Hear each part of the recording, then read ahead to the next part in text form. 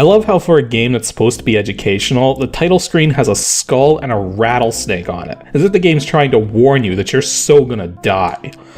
Actually, we'll get into that.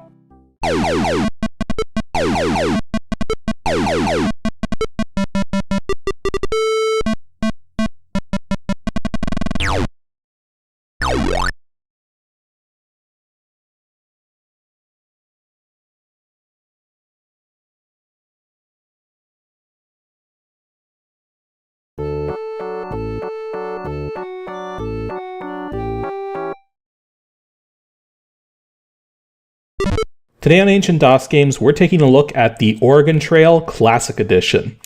Yeah, I would have preferred to look at the very original version of this game, but it's really hard to find copies of, whereas this version is much easier to find, and while it has a very similar rule set to the original, it's a little more user-friendly with updated graphics and a mouse-driven interface.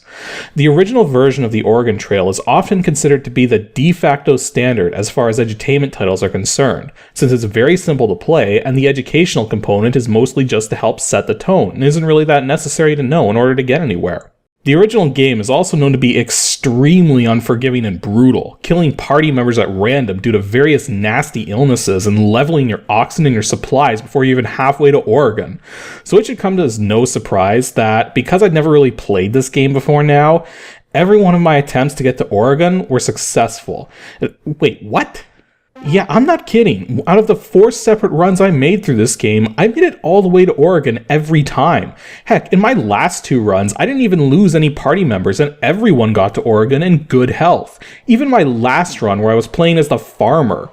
So, either this quote-unquote classic edition of the game is much more forgiving than the original, or I managed to nail down the exact strategy necessary to keep from dying horribly.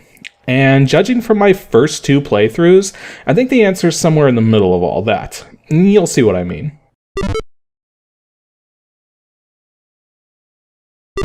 The Oregon Trail Classic Edition was developed by the Minnesota Educational Computing Consortium, abbreviated as MEC, and published by SoftKey in 1996. I should note that after doing some research, I discovered that this particular version of the game is almost identical to the original Windows version of the Oregon Trail released in 1993.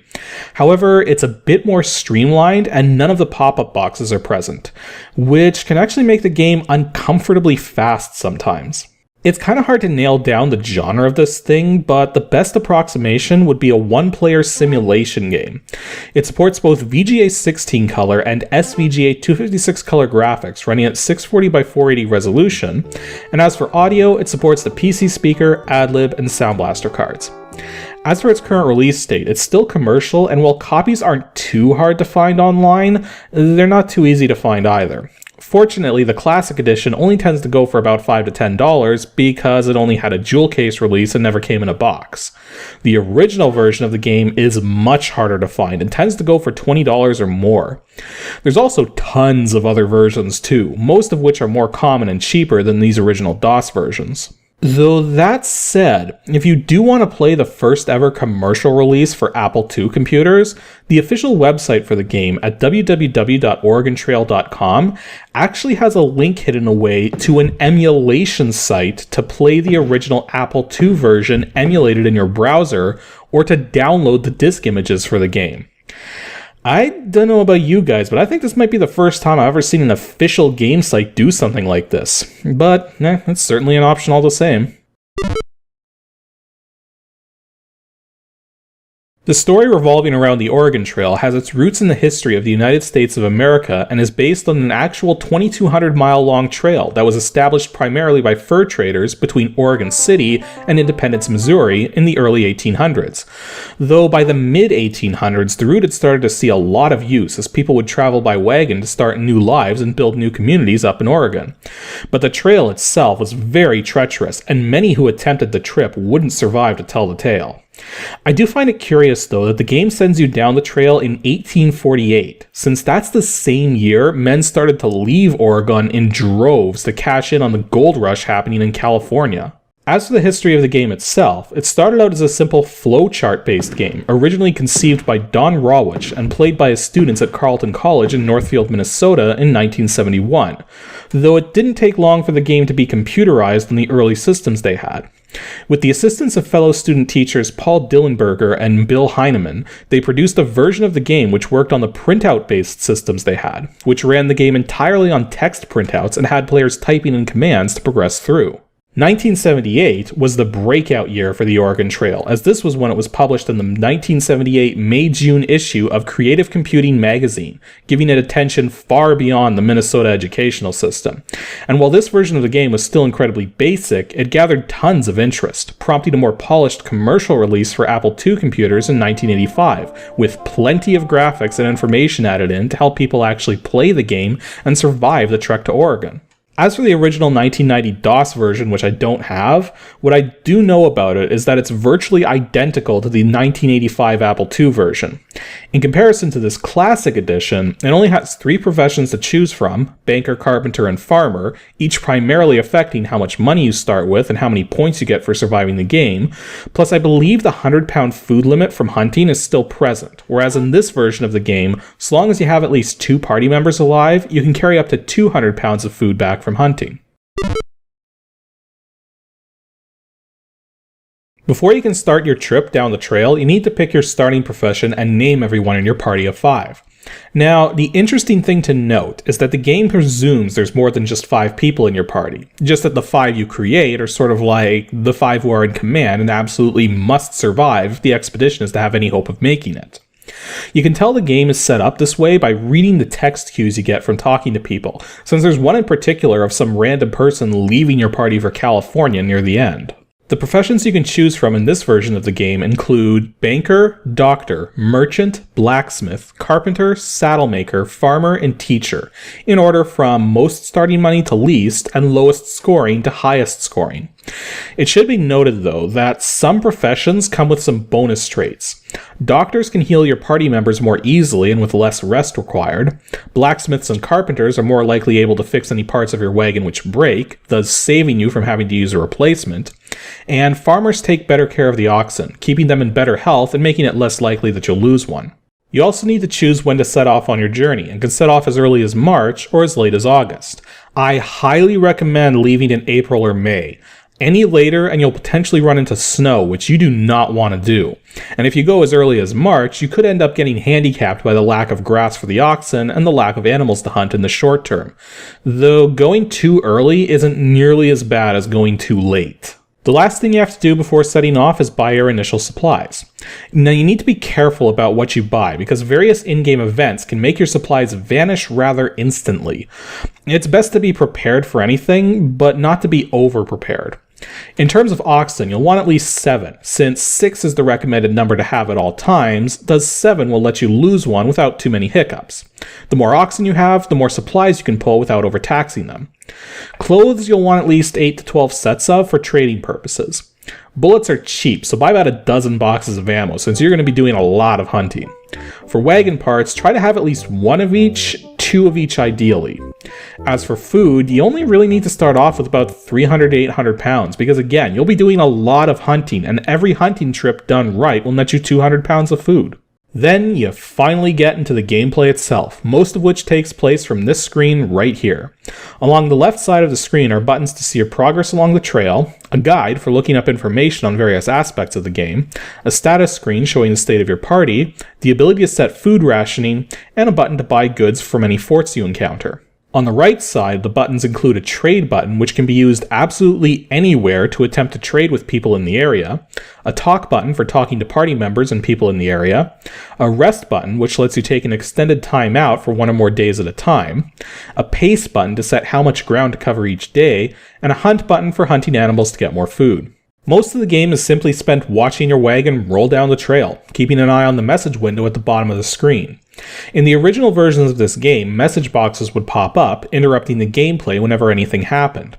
However, in this version of the game, there are no interruptions. When you see a message telling you about something critical, you'll often want to initiate a timeout and assess the situation before continuing.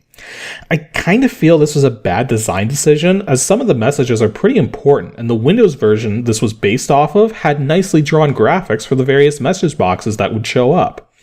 On the flip side, though, considering how often you'll get messages for minor things like bad water and no grass for the oxen, I guess it isn't a total loss. Your all-important stats are shown next to the right side buttons, including the current weather and party status.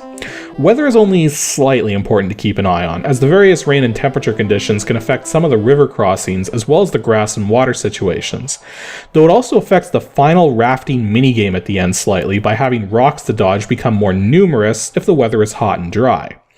The main party statuses you want to keep an eye on, though, are food left and health. Your party will consume about 15 pounds of food per day at most, while all 5 party members are still alive and eating filling meals. So I find a buffer of at least 300 pounds of food is good, and that if you drop below 300 pounds of food, you should do some hunting. However, health is a much more important stat to keep tabs on. Depending on how well you're feeding your party, how fast you're traveling, the various weather and water conditions, and how well other members of your party are doing, will determine the health state of everyone. As health drops, illnesses are more likely to occur and it'll be harder to overcome. If you suddenly find your party's health has become poor or worse, take a rest for 2 or 3 days to get everyone back up to fair health, then continue on at a steady pace with filling meals to help prevent everyone's health from dropping back down. A few times over the course of the game, you'll come up to rivers to cross. All but the second time, you'll have the option to hire help to get across, and unless the water is very shallow, you'll probably want to hire said help. The second time, however, is the big decision maker, as you'll be required to choose between floating the wagon and fording it. If the water is no deeper than 2.5 feet, you can get away with fording. Otherwise, you'll need to float the wagon and hope for the best. As you progress, you come across various landmarks and more opportunities to talk to people. Each section you reach allows you to talk to 3 different people, and the stuff they say doesn't actually change from game to game, so eventually you'll have heard everything everyone has to say and can skip talking to people on subsequent playthroughs. This is also how you'll learn some of the intricacies of the game, like the 2.5 feet rule for fording rivers. You'll also come across forts where you can buy more stuff if necessary, but the prices for everything rise as you get further and further in, so you'll want to avoid having to buy more supplies unless you need to. The trading can be a good way to get more supplies instantly, but you may need to make several attempts, several different days, before you can actually get a trade that you'd be willing to do, since you don't get to control what the person you're trading with will want in return, and sometimes the particular item you want won't be available to trade for. In terms of food, though, there's a hunting minigame you can play whenever you're on the trail. The goal is to basically aim your mouse cursor to shoot things. The larger the animal, the more food you'll get out of it. If you're patient and lucky, you can spend a single bullet on a slow-moving bison and instantly pass the 200-pound limit, though with most other animals, you'll need to shoot at least 4 to 6 of them, with the rabbits and squirrels barely adding to the total, so wasting bullets on them isn't recommended unless there's nothing else around. Though that's an interesting point, because the game actually tracks what kinds of animals you're hunting, and the more you kill of a certain kind of animal, the fewer you'll see later in. The weather in your location also plays a role in how many animals you'll find and what kinds of animals you'll find. There's also a time limit of 60 seconds by default, which you can adjust, and you can only spend 20 bullets per hunting session. So try to be as accurate as you can, even though the aiming system is kinda hard to work with. Eventually, once you get far enough, you'll have to make a choice between taking the Barlow Toll Road or rafting all the rest of the way to the Willamette Valley in Oregon. I don't think anyone ever takes a toll road, simply because it means spending more time rolling events and hoping someone doesn't die of cholera or dysentery or something. So the rafting minigame is definitely the way to go. Playing the rafting minigame is simple enough, though the controls may take a little to get used to, though they're actually not that hard. Whenever you move the mouse left or right, the raft will slide left or right until it touches your mouse cursor. Thus, you can use the mouse cursor to edge up towards rocks without crossing into the path of them fairly easily. Then, when it's all over, you get a score tally based on what you have, how many people survived, what condition everyone's in, and all of this is multiplied depending on the profession you chose. My highest score was from my final game playing as the farmer, totaling 7,842 points. Okay, let's talk strategy because I didn't find this game anywhere near as hard to play as the average person would, and I'm fairly certain I know why. The first absolutely major, all-important tip I have is to rest whenever someone gets seriously ill. Snake bites and broken limbs are very unlikely to kill anyone, so you typically don't have to rest for them. Just keep your pace steady and your meals filling.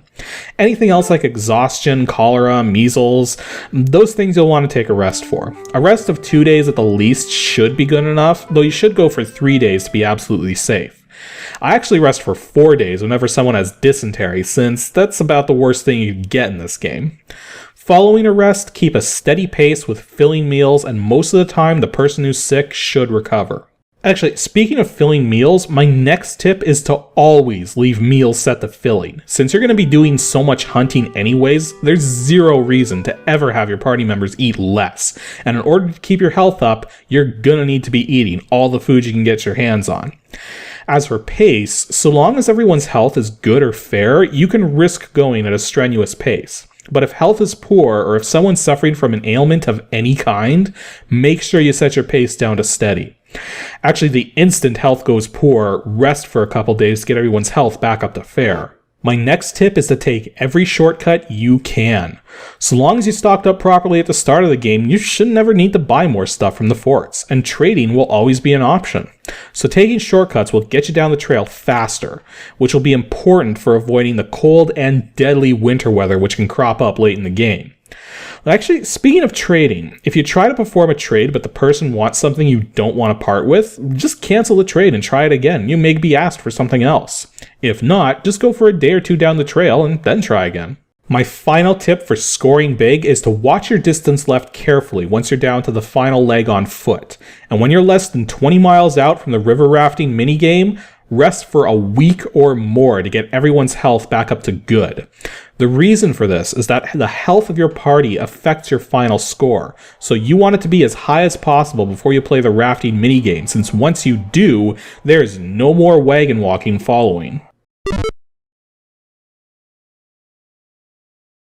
Overall, this updated version of the Oregon Trail lacks some of the charm of the original game, but also adds some of its own. The changes made to it compared to the original don't hinder the game, and if anything, makes it a little more strategic and less random. Now don't get me wrong, you will still encounter plenty of random events, and some of them can be game-changing, but if you do everything right, you should be able to recover from these things. All that said, the game isn't perfect, and once you've gotten through it with the farmer or teacher, there's really little point to going through it again, since none of the dialogue changes. It's definitely worth playing through at least once just for the heck of it, but it doesn't have any staying power, which I guess is fair enough for a game that was mostly played in schools and libraries as opposed to in the home. As for DOSBox settings, you need to set a fixed cycles count to prevent some timing issues from cropping up. I recommend a setting of 20,000 cycles. Also, while the game does come on CD, it takes up very little actual space. It has no copy protection or anything special in terms of CD features, so feel free to just copy the files onto your system and leave the CD aside. Anywho, that's all for today's episode of Ancient DOS Games. Next week is special because I'm postponing my usual filler video until next month to bring you episode 136 early. The reason being, I managed to get hold of an edutainment title I played as a kid that I didn't think I'd ever see again for the rest of my life. And if you've watched my previous edutainment videos, you may be able to hazard a guess as to what game this will be. So make sure you send your guesses to adg@pixelships.com and stay tuned for next Saturday to see what I've got in store.